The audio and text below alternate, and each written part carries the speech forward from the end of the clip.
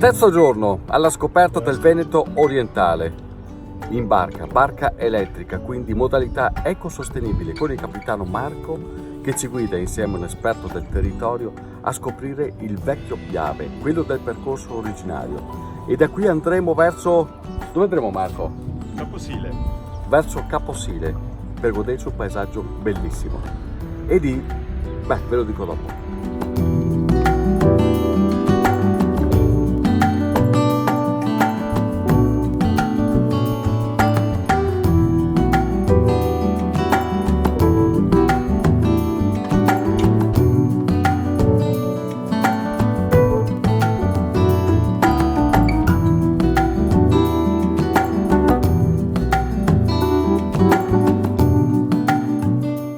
Com'è nata l'idea delle barche elettriche?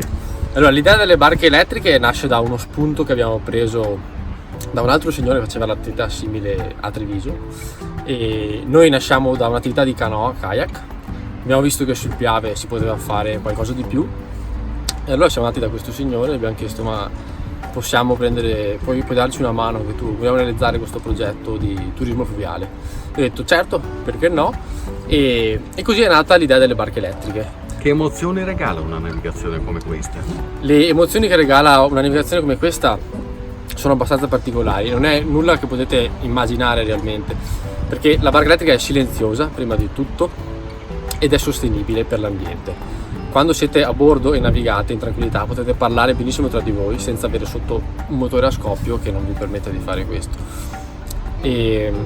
E soprattutto navigate sapendo che non recate danno né alla natura, perché non inquinate, né per il rumore agli uccelli e ai pesci che ci sono all'interno.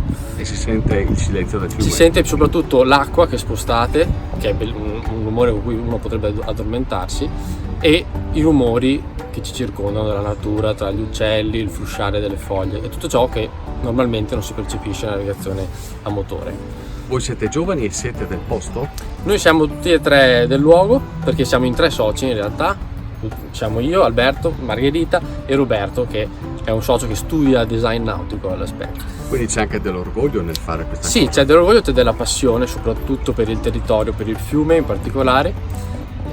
La Margherita per quanto riguarda la fotografia e la natura, io per quanto riguarda lo sport della canoa. Queste sono le basi che ci hanno poi permesso di avviare questa attività. Che cosa volete che si porti a casa uno che vive questa esperienza? Il turista, ma anche quello del luogo che prova questa esperienza, deve portarsi a casa una coscienza per il territorio. Sa che ha scoperto qualcosa che prima non poteva vedere dalle sponde, dalla riva semplicemente. Bisogna provarlo dall'acqua, è quello che noi diciamo sempre: quando uno viene in acqua poi quello che si porta a casa è completamente nuovo rispetto a vederlo dalla terra.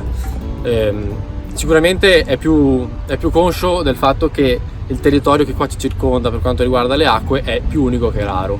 Siamo su un'asta fluviale realizzata dalla Serenissima, soprattutto sono anni di storia che ci portiamo dietro da generazioni, e è un peccato che questa vada persa e non sia valorizzata.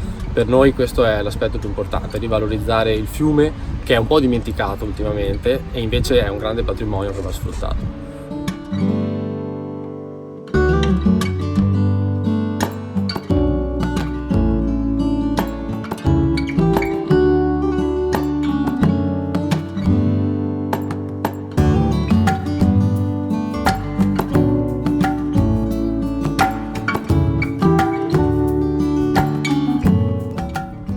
Caposile, un luogo chiave un tempo per i commerci di questo territorio, perché su questo pontile, ora ovviamente ristrutturato, arrivavano i battelli che poi trasportavano le merci da e verso Venezia.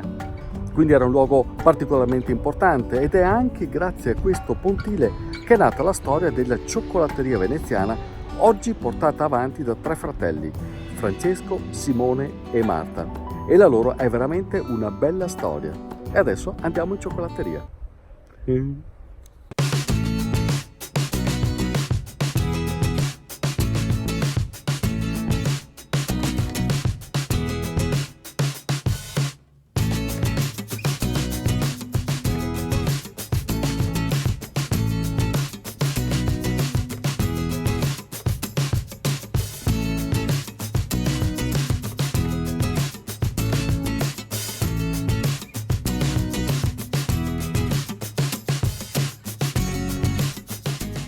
Perché Cioccolatteria Veneziana? Volevamo dare un'identità precisa all'azienda, data che è nata sulle spoglie di una cantina che commercializzava con Venezia, perché non dare il nome Cioccolatteria Veneziana? E siamo così, Cioccolatteria Veneziana. Nasce all'inizio degli anni 60, una tradizione di famiglia, dalla nonna al papà, e ora lavoriamo io e Simone. Questo? Cuore di cioccolato, una ricetta conservata della nonna agli inizi del Novecento, quindi passione, amore e tradizione specialmente, e lunghi anni di esperienza. Quanto è bello lavorare alla cioccolata? Sicuramente il cioccolato è un prodotto vivo che va conosciuto, però dà grandi soddisfazioni, soprattutto perché poi alla fine si gusta e quindi lo si sente veramente in bocca, e quindi poi alla fine non è un lavoro, è una passione, e quando ti diverti il tempo scorre velocemente. Questo è quanto. Heiz!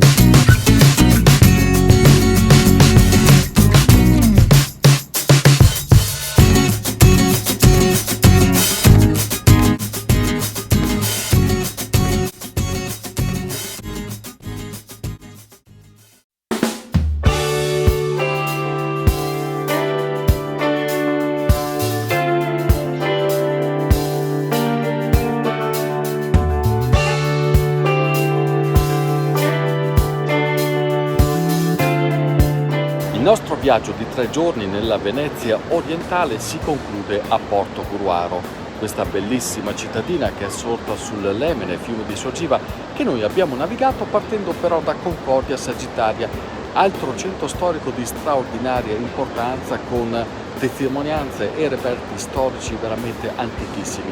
Parliamo di epoca romana, un'epoca che si respira ancora sia a Concordia che qui a Porto Gruaro.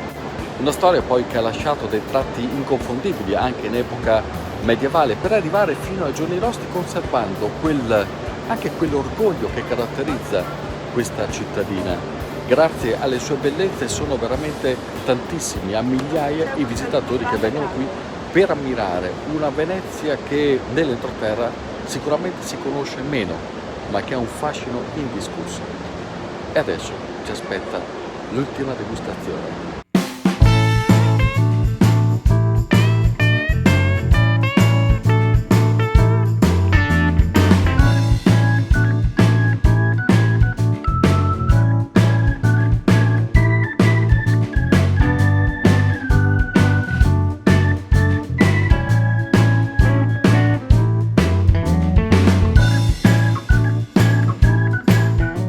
E mentre i lagunari, oggi a Porto Gruaro c'è la dunata nazionale dei lagunari, tiriamo un po' le somme di questo viaggio di 3 giorni che è stata una cosa veramente stupenda. E Paolo Bellotto è stato un po' l'artefice, perché lui questi tour li organizza per davvero.